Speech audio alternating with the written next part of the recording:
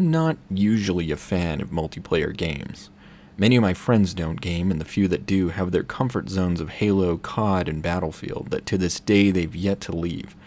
And though I'm able to hold my own in twitchy shooters, I quickly become bored with the simplistic gameplay loop of snap reticle to head and unload magazine until either you or the other player dies. These twitchy, skill-based run-and-gun experiences often have nothing else to master but raw aiming skills and are too frenetic and hyperkinetic that you quickly grow weary of the constant onslaught of sound and noise. In the past, I have dabbled in some multiplayer experiences. Counter-Strike, for example, combines mechanics that are difficult to master like recoil management with an engaging rule set that shifts depending on the map type, encouraging players to use communication, teamwork, and tactical thinking to win out the day. Numbers alone or quick aiming do not always win a match of CS. Class-based shooters like TF2 and Overwatch allow players like me to shift the tactical tide of the battle by focusing on resource management, support roles, and defensive objectives rather than the run-and-gun pew-pew shooting that I'm all but sick of. The Battlefield series is my military shooter of choice, allowing for support roles and a higher level of simulation than games like COD, including bullet drop-off for snipers and effective suppressing fire from support roles. The addition of vehicles in Battlefield changes the formula as well, essentially kneecapping players who try to rely solely on their aiming skill. Instead, games like Battlefield favor players who analyze the tactical situation and pick a loadout or class accordingly, as well as taking vehicles like tanks or air support to soften or eliminate enemy defenses. Other noteworthy mentions include games that mix up the multiplayer formula, games like Payday 2, Titanfall, and Hello Neighbor. As engaging as these experiences can be, I find myself growing bored and phasing out of them around the 40 to 60 hour mark. A game like Payday 2, for example, has great ideas, but the long time frames required for each heist, mixed with the ease with which it can all go to hell, often result in 15 to 30 minute shootouts against hundreds of police NPCs, ultimately breaking the immersion and tension of the heist, as well as becoming monotonous and boring to play over and over again. Games like Battlefield include extremely lengthy progression systems, sometimes taking 100 to 200 hours to unlock weapons that you're not even sure you'll want once you have them, quickly dissuading players like me from grinding even a little bit, opting out of the game once I found it to be too repetitive. And of course, there's the whole dilemma of leaving games due to pay-to-win and balance issues. In lieu of multiplayer games, I like to play immersive, single-player experiences. Games with engrossing game worlds, dripping with visual detail, environmental storytelling, and plenty of lore and world building. I like games with deep simulation and systems-driven gameplay, as well as a high level of interactivity with the world to allow me to play and tackle challenges in a variety of unique ways. I like game worlds that are original and different, and mechanics that drive believability and immersion in that world. I love stealth games and survival horror games, games with a dark, brooding atmosphere. As such, I'm relegated to the single-player sphere, as there are no multiplayer games that meet these criteria. Wait. I heard something. What the hell was that?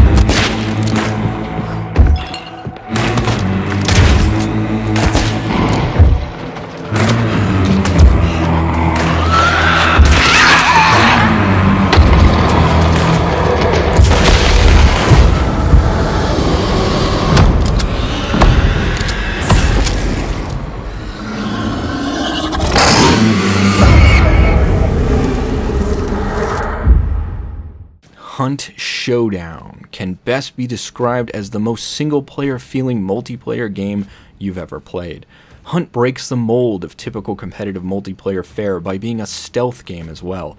But it isn't a stealth game primarily, rather it's a game that has strong stealth mechanics and an emphasis on stealth gameplay, or better put, stealth gameplay options. And much like celebrated titles like Deus Ex, Prey, or Dishonored, in Hunt Showdown, the notion of gameplay options figures very prominently into its design philosophy. Thus, Hunt breaks the mold further by also being a multiplayer, immersive sim of sorts. In Hunt Showdown, the basic gameplay loop revolves around you being sent into areas that can best be described as exclusion zones. But where a nuclear accident in Chernobyl created the exclusion zone around Pripyat, the calamity that has befallen the no man's land of Hunt Showdown isn't exactly clear. All that's known for certain is that there's a supernatural element involved, which is likely rooted in darkness or malevolence. The ambiguity of why these areas are cursed only adds to the unsettling atmosphere of Hunt's world, effectively creating a game world rooted in horror and the macabre even in the full light of day. You play as a hunter, sent into these exclusion zones to collect a bounty on one of up to 2 possible monsters that reside in the area. You track down said monsters by finding clues to their location. These clues are visible only using a supernatural power called Dark Sight. Using Dark Sight highlights not only clues, but the monsters you are sent to hunt, and more as the match progresses. The inclusion of Dark Sight ties into the game's lore and themes, in this case voodoo and dark supernatural magic. The exclusion zones are devoid of populated centers and people, but are filled with zombies, twisted bloodthirsty hounds, as well as a collection of Lovecraftian horrors. Thus, in traversing from one clue to the next, hunters will have to be wary of PvE encounters, with clues often being guarded by some of the game's tougher enemies. Upon finding 3 clues, you, solo, or you and a team of up to 2 other players will be shown the location of the monster you are contracted to kill. The goal at this point is to make your way to the monster's or boss's lair and kill it. Bosses can be difficult to kill for first-time players and deal incredible damage, so felling one presents many challenges. However, once they're slain, hunters will have to banish the monster in a dark, magical ritual. The banishing, however, does take quite some time. Though there are no other people that inhabit the exclusion zones of Hunt Showdown, there will be other people in each match. You and your team are not the only hunters in the area, and it is every team, or solo hunter, for themselves. Each match will have up to 2 different targets on the map, and up to 12 hunters in total. Thus, the zero-sum game of collecting bounties off of fallen monsters incentivizes elimination of the competing teams. Once a boss is downed and the banishing begins, the location of the bounty is revealed to all other hunters on the map, resulting in the eponymous Showdown. As the hunter team that killed the boss waits for the banishing to complete, they set up traps, equip various explosives and throwable grenades, and hide within the boss's lair, holding angle to establish fields of fire, lying in wait for the approaching hunters. At this point, any other hunter's only chance to secure a bounty is to attack the fortified position of the team banishing the boss. Time is somewhat limited to push the defending team, as once they pick up the bounty tokens, after the banishing is complete, they will be able to use Dark Sight to see approaching hunters through walls and dense foliage, giving them a significant advantage in combat. At this point in the match, it is a mad dash for hunter teams to either extract with their bounty, eliminate other teams, or even try and kill the remaining boss to double their reward. Other hunters must try to kill the bounty team and steal their tokens, and will likely have to face off with competing hunters rushing the bounty position. It must be made clear as well that enemy hunters can and will be encountered at any time during a match, and not just at the boss's lair. The tension in each match of Hunt is punctuated by the game's permadeath system. In Hunt, when you die, your hunter loses all of their weapons, gear, and explosives, as well as any perks they had earned. Said perks work much like they would in an RPG. They include abilities that make your hunter more formidable in combat and increase your chances of survival each match.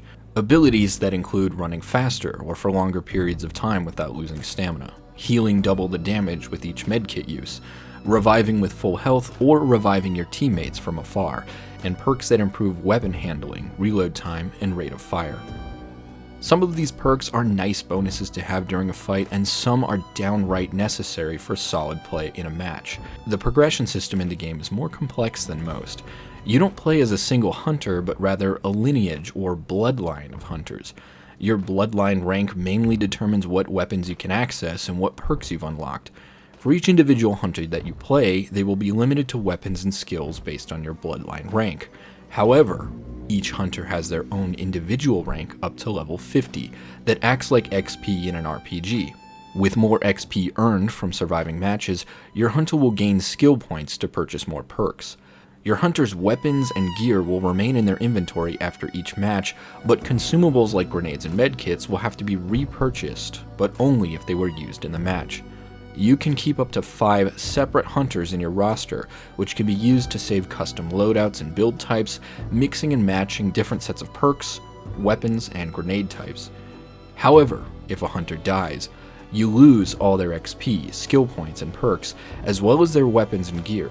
Meaning to start a new match, you'll have to recruit a new hunter, though there is now a free option, and re-equip them with weapons, gear, and consumables, all of which cost money. Money is earned by killing anything in the map, but typically the best way to make money is to bring in bounties. Additionally, you can loot downed hunters' corpses for cash and weapons that can be sold for profit after extraction. Due to the costliness of loadouts, players may find themselves in a losing streak for a few matches in a row, funds dwindling and opposition fierce, and may decide to opt out of combat entirely in more risky situations. One feature of Hunt you will always be at least acutely aware of is the risk-reward balance that every major decision holds, like finishing a match, getting into a firefight, extracting with the bounty versus trying for the second one, or just deciding to extract after all your plans blew up in your face, but you somehow survived. In Hunt, it is often the lesser of two evils to disengage and escape if the odds are stacked against you. While other games have implemented bomb planting, capture the flag, or similar game modes reminiscent of the goals in Hunt Showdown, the added depth of Hunt's gameplay, mechanics, and systems is what sets it apart from any other experience on the market. What makes the PvP component of Hunt Showdown unique compared to other multiplayer experiences is the multitude of systems, game design choices, and gameplay mechanics that factor into one of the most difficult to master PvP combat systems around. As mentioned before, Hunt has a substantial focus on stealth. The game need not be played completely stealthily, but the multitude of options available for you to maintain stealth in the game world can be effectively used to gain the element of surprise, ambush your enemies, or escape from certain death encounters. Unlike other multiplayer games, enemy players are not highlighted. There is no minimap that shows players' general positions. Poor light or weather conditions can occlude enemies from view even at medium distances, and dark clothing can help hunters camouflage into the dense flora of the Deep South setting. If enemies are so hard to see, track, or distinguish from the environment, how then does Hunt Showdown expect players to locate and eliminate their prey? One word: sound.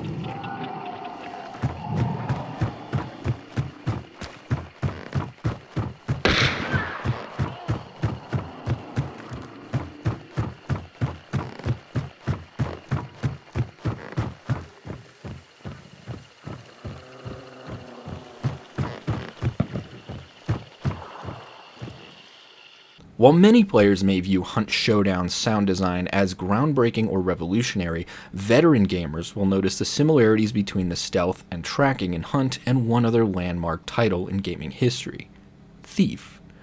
Looking Glass Studios' flagship series, Thief, took the design principles of the immersive sim and crafted arguably one of the greatest stealth series ever made.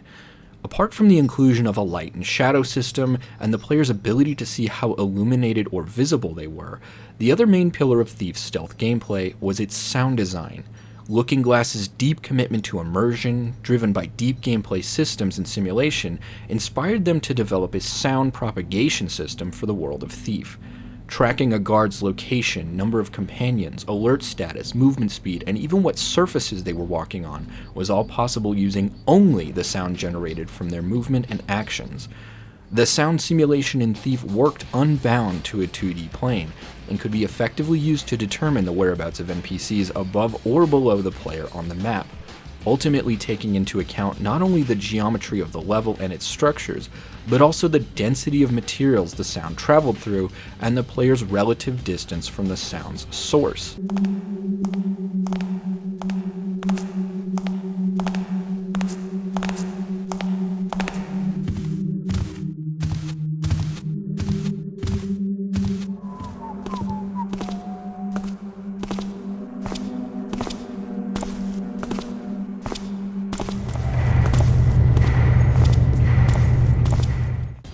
To this day, stealth games like Thief 2014, Dishonored, Hitman, and Far Cry have trouble accurately simulating sound, often making it difficult to track enemies, thereby confusing players and necessitating features like enemy tagging and X-ray vision. Hunt is unique from these titles, in that not only does it live up to the technical acumen of the sound in Thief, but arguably updates it to add more nuance and complexity to the simulation. In Hunt Showdown, not only can most loud sounds be used to track enemy number, location, and even direction of movement, but they can be heard from anywhere on the map, making players have to think twice about opening unsuppressed fire, lest they give their position away to all other hunters in the match. Additionally, even the most careful and quietest players will be betrayed by one simple truth in Hunt Showdown: everything you do makes noise. From running, walking, reloading, equipping weapons, healing, sneaking, and even breathing, everything you do in the game creates sound. Thus, to a seasoned player, the sound you generate performing actions in the game yields an astounding amount of data about you and what you are doing, including your movement speed, location, even down to a precise pinpoint if your character is winded or low on stamina, if you are engaged in silent combat with PvE enemies, if you're healing, reloading, or equipping a weapon or grenade, including what type of grenade. Experienced players can even tell what weapon you're using based on the sound it makes when firing.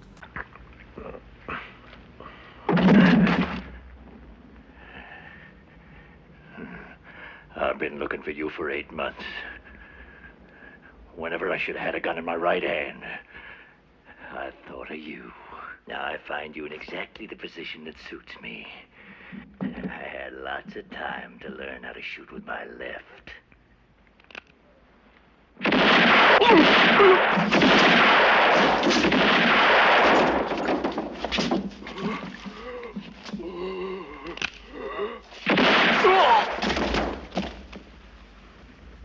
When you have to shoot, shoot, don't talk. Every gun makes its own tune. The hostility of Hunt Showdown's world presents many dangers for players moving from one clue or objective to another. The obvious hazards are, of course, the monsters and creatures players must dispatch in the world, but each map is loaded with less conventional obstacles. Chicken coops and dog kennels can be disturbed and sent into a loud, noisy frenzy by players based on their relative proximity and movement speed. The noise created by these sound traps not only alerts nearby hunters of encroaching teams, but players familiar with the map will be able to utilize its information to determine where the team which set off the trap is, and their most likely path forward as well. Ducks in ponds and murders of crows perched on rickety roadside fences will produce tremendous noise and fly away in the air, creating an audible as well as a visible signal that can be detected by virtually every other player on the map. Even dispatching these sound traps with Molotov cocktails or by hurling lanterns at them creates a distinctive low boom, betraying your location regardless. Players will quickly learn to dispatch enemies like zombies and hounds with knives or bayonets, partly to conserve the game's very limited ammunition pool, but primarily to make traversal to objectives as quiet as possible. And while PvE encounters are typically very manageable, the occasional bad RNG or swarm of enemies that catch you off guard may necessitate a stand-your-ground approach, resulting in a hail of gunfire while you deal with the consequences once the dust is settled. While I have always used the game's sound system to my advantage, even as a new player, it wasn't until the 80 to 100 hour mark in Hunt where I began to experience a phenomena that can only be described as seeing with my ears. Moving through a dense bit of foliage, I heard a team of other hunters. I could tell from sound alone their position and that they weren't in close quarters range yet. Though my eyes were open and fixed on my screen, I was only peripherally aware of their visual input, just enough to maneuver around bushes and trees and point myself in the desired direction. However, the decision to change direction, movement speed, wait and listen, as well as how to position myself was all being informed by what my ears were experiencing. It wasn't until they were in close range that my eyes took over again as my primary sensory input. And this is the beauty of Hunt's sound design. Another aspect of Hunt that sets it apart is the game's setting. Hunt takes place in the late 1800s, seemingly just after the Civil War in the Deep South. A collection of Everglade-type swamps, pseudo-Caribbean coastline, rural plantations and farmland, dense jungle, open fields, and lakes are spread between Hunt's 2 maps. While 2 maps may seem like a rather limited offering for a multiplayer game, and it admittedly sometimes is, the sheer size of these maps and immense level of detail packed therein keeps them from feeling stale or repetitive. Even after 100 hours, there are still locations I have never or seldom visited. The game's world is dripping with unsettling atmosphere in the aftermath of America's bloodiest war. Destroyed forts, ghost towns, dead soldiers, and half-mutilated but not quite dead horses litter the landscape. The oppressive heat and humidity of the southern setting is expertly conveyed through the gorgeous visuals on display from CryEngine. At the start of each match, there is no music or noise other than the rustling of trees, the low hum of cicadas, and the faint, distant murmurs of the cursed undead. The lack of music in Hunt punctuates the game's downtime with an eerie, unsettling sense of isolation bordering on the apocalyptic. The carnage, death, and destruction brought about by the war seemingly suggests that its inherent ugliness and evil may have invited dark forces into this landscape, and may ultimately be responsible for the monsters and undead that roam Hunt's world. The game's bosses drive home this supernatural and almost Lovecraftian horror, featuring a headless butcher ornamented with the viscera of several pigs and possibly people, a phantomic form consisting of thousands of insects that disappear and manifest in the blink of an eye, a giant spider which, upon close inspection, resembles something from John Carpenter's The Thing, suggesting that it doesn't simply eat its human victims, but fuses with or assimilates them. A recent addition to Hunt's Rogues Gallery is a giant which hoards junk, scrap, and feathers wreathed in barbed wire and vaguely resembling a crow. Early or solo encounters with bosses will drive home the horror and tension of Hunt. Their excellent design makes them grotesque, frightening, and unsettling. Boss layers are cramped, claustrophobic mazes that hide plenty of opportunities to get cornered. First-time players will learn quickly how devastating each monster's attacks can be, and will likely be killed frequently by bosses early on in their career. Hunt's setting features rotting tanneries, a dark, inhumane 1800s southern prison, a 2-storied Gothic graveyard, villages on stilts in ankle-deep swamps, and abandoned factories and towns. The setting, tone, and art direction make it one of the most unique-looking and feeling multiplayer games ever made, expertly sidestepping industry norms and defying the mundane to deliver an experience unlike any other.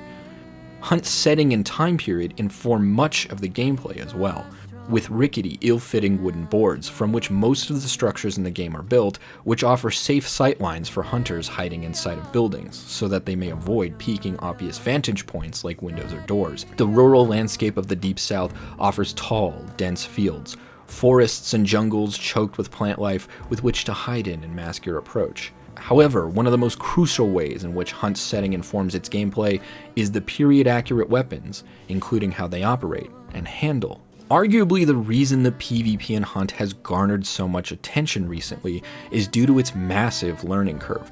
Hunt's difficulty is squarely rooted in the decision to use accurate representations of the period-specific weapons. The arsenal available in Hunt is reminiscent of games like Red Dead Redemption, with a Western vibe and feel. Unlike Red Dead, though, Hunt doesn't sugarcoat how these guns realistically operate. For example, the game includes a number of single-shot weapons with lengthy reload animations, like the Sparks long rifle based on the Sharp's carbine. Additionally, the game has a somewhat deep commitment to simulation and realism. Emptying the chamber of the Sparks, for example, and clicking fire again will not trigger a weapon reload. Rather, the player must tap the reload button again in order to ready the next shot. similar to Red Dead Redemption's 2 mechanic of pressing fire again to cycle a weapon's action. Unlike Red Dead, the reload times in Hunt are much closer to their real-life counterparts, some taking close to approximately 6 to 8 seconds, or even more. Revolvers can fire 6 shots in relatively rapid succession, especially with the fanning perk equipped, but having to empty each chamber individually from the loading gate makes the decision to reload crucial in determining the outcome of many gunfights. Bolt-action weapons like the Mosin Nagant or the Lebel will eject the first round in the chamber when performing a partial reload, resulting in the loss of that unspent cartridge, though this mechanic has seen some changes recently.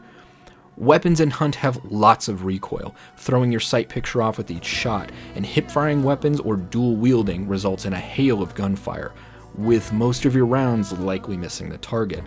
Iron sights on many of the guns in the game have small, difficult to make out sight pictures, and guns will sway in your hands while aiming, making it difficult to reliably line up kill shots. Hunt also features a ballistic simulation of sorts. The weapons in Hunt are not hit scanners, rather they fire projectiles. While there is no bullet drop-off in the game, the muzzle velocity of the ammunition you're using informs the flight time of the bullet from the muzzle of your gun to the target. This means that for moving targets further away, you'll have to lead your shots in order for them to hit their mark. Obviously, choosing high muzzle velocity rounds mitigates this. The large, high-powered rounds and big-bore guns of Hunt pack more than recoil. Most ammunition in the game can penetrate wooden cover, meaning players can be shot inside buildings from the outside. This can be a common tactic to be wary of when hiding inside and should be exploited often when you find enemies in cover. Bullets also do less damage outside of their effective range, meaning at extreme range, only headshots will kill or do significant damage. The sum of all these mechanical choices for gameplay gives Hunt a feel of realism and simulation, a la games like Far Cry 2 or the Stalker series. But in PvP, this translates to a steep learning curve, where you have to figure out the split-second risk-reward of taking a shot or waiting patiently for another target of opportunity. Veteran Hunt players will consistently proffer the advice that you miss 100% of the shots you don't take.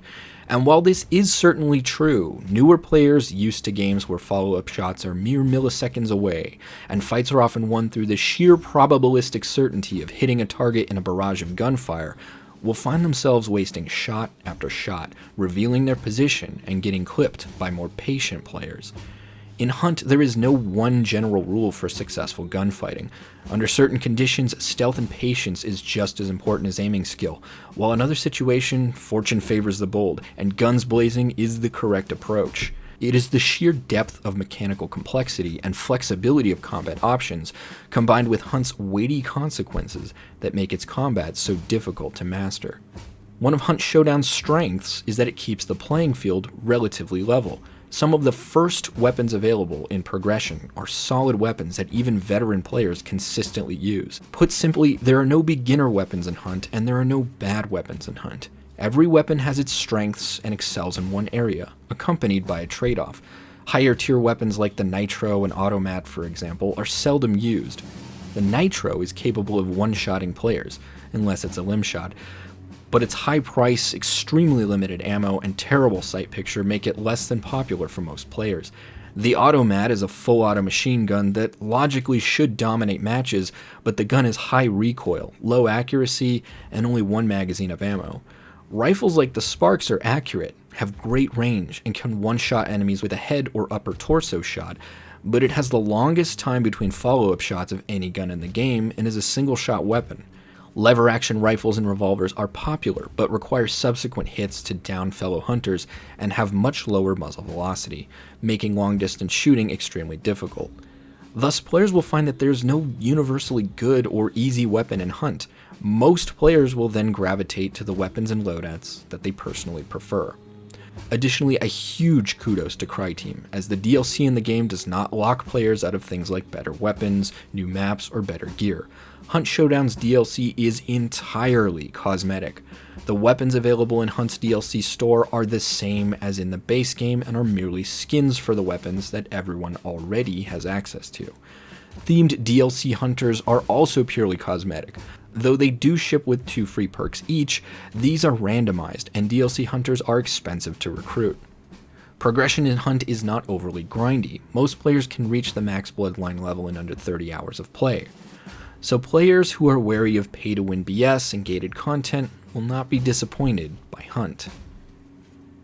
Hunt's sound design, stealth systems, and gunplay are reminiscent of mechanics and systems featured in immersive sims. Hunt continues this tradition, exhibiting deep interactivity with the game world, as well as providing players with a toolset that encourages combat creativity and offers a large degree of flexibility in each engagement.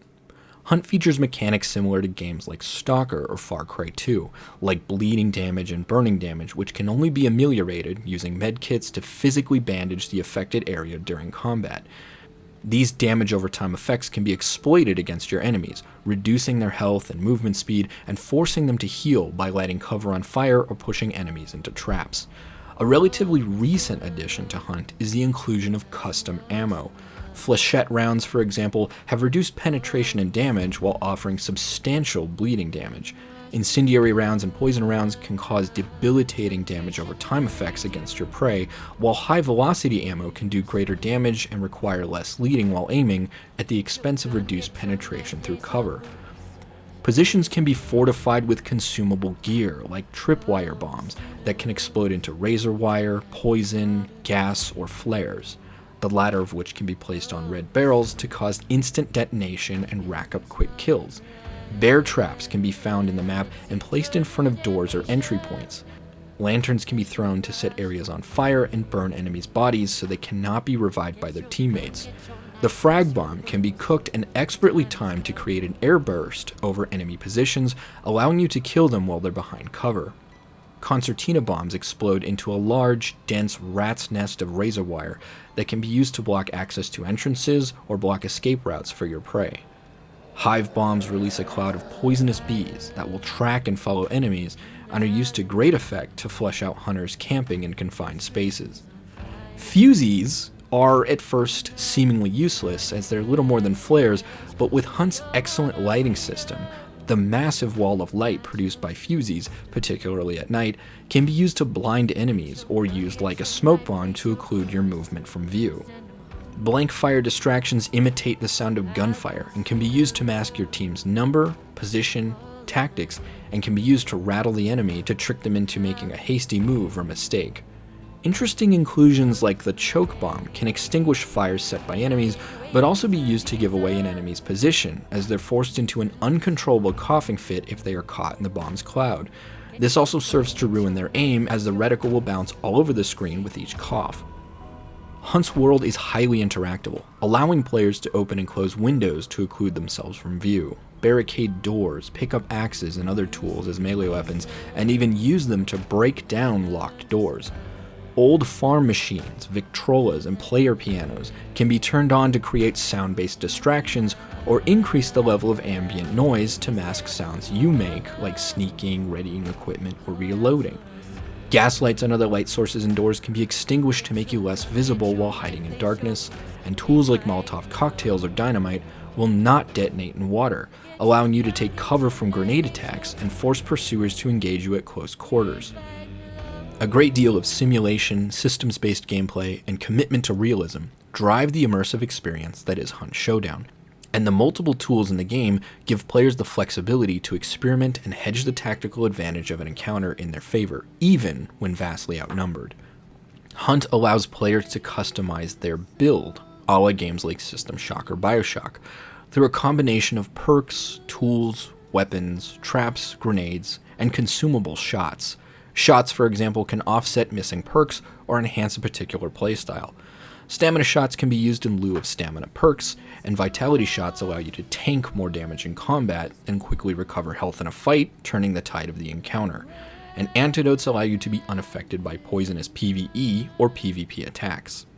One tip to quickly succeed in Hunt Showdown is to be mindful of these systems, tools, and features, and to use them to your advantage in combat, especially by using consumables early and often. While Hunt is an amazing, original experience, it is by no means perfect. The challenging gunplay and PvP lacks any way for players to familiarize themselves with a particular weapon or loadout. It seems obvious that a shooting range where players can test out weapon handling, sight picture, reload time, and hipfire accuracy without worrying about affecting their in-game cash or stats would be extremely useful, but this feature has yet to emerge. Due to the permadeath mechanic, issues related to bad RNG during PvE encounters are exacerbated. Hounds can be extremely tricky to kill due to difficult timing with their lunge animation, and their low profile to the ground too often feels just out of reach of your knife attack.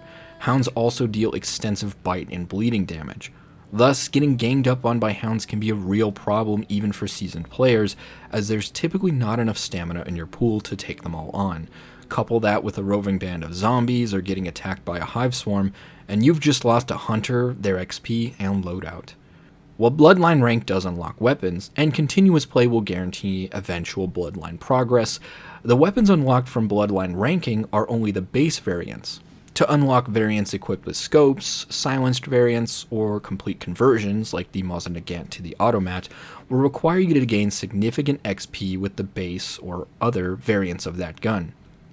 Quick tip, this is best achieved by using a bayonet or melee focused variant of the weapon to rack up PvE kills in the map. This works due to the fact that you don't need to shoot enemies with the weapon to gain XP from it, you need only kill enemies with the weapon. So melee and bayonet kills count. This is both efficient and relatively quiet. The issue with this progression system is that some weapons do not have a bayonet or melee variant, and using the rifle butt of a gun to kill zombies consumes too much stamina and inflicts too little damage to be useful. Thus, for certain weapons, there's not a reasonable way to grind out progress to unlock the next variant without going weapons free during a match, which is sure to incur the ire of your teammates, as well as ruin your KDR as you reveal your position in matches trying to score PvE kills with your gun. Currently, Hunt does not save player loadouts, so when a hunter dies, you must individually select and buy all their weapons and gear again, wasting tons of time. This is additionally frustrating for consistent key mapping, as accidentally assigning equipment to the wrong slot means you can no longer rely on the mapped key to bring up that item.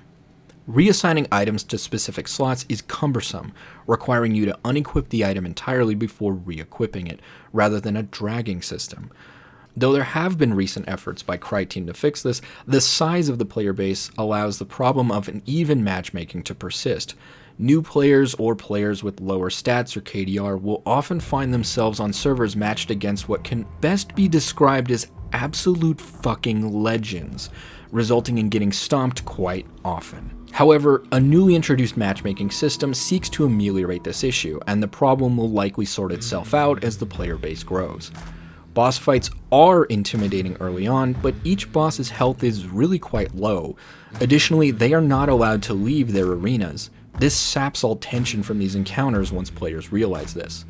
I think PvP encounters during a boss fight could be much more intense and dynamic if bosses were able to attack both teams and pursue hunters. Giving them more health as well would shift more horror, tension, and focus back onto the importance of hunting these monsters. Also, though PvP can be practiced somewhat consequence-free in the quick play mode, perhaps more dedicated PvP modes would help players who struggle to master aspects of the PvP combat. Finally, there is currently no single-player mode for Hunt Showdown, aside from the timed trials, which are not very fun or interesting. The world, lore, setting, mechanics, and aesthetics of this game are screaming for single-player content.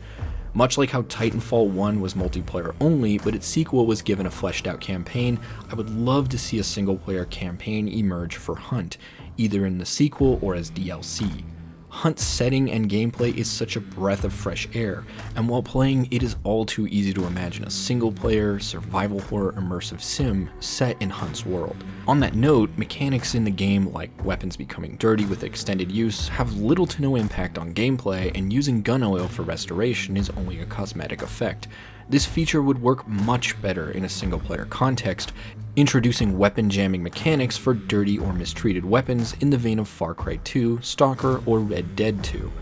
The monstrum in the menu provides background lore and details about the various monsters, PvE enemies, and the world building of Hunt, as well as character bios for the game's signature hunters, all of which would be an aid of developing and accompanying the single-player Hunt experience. So I beseech thee, Cryteam, to start work on what I will dub Voodoo Shock. Hunt Showdown is a game that captures players' imaginations with its unique and original setting and tone, offering a Souls-esque experience that, while punishing, is ultimately rewarding in that understanding how to play Hunt is relatively simple, but mastering its depth of mechanics and systems is a long and winding road. An experience that will keep many players hooked in the cursed hot bayou of Hunt Showdown.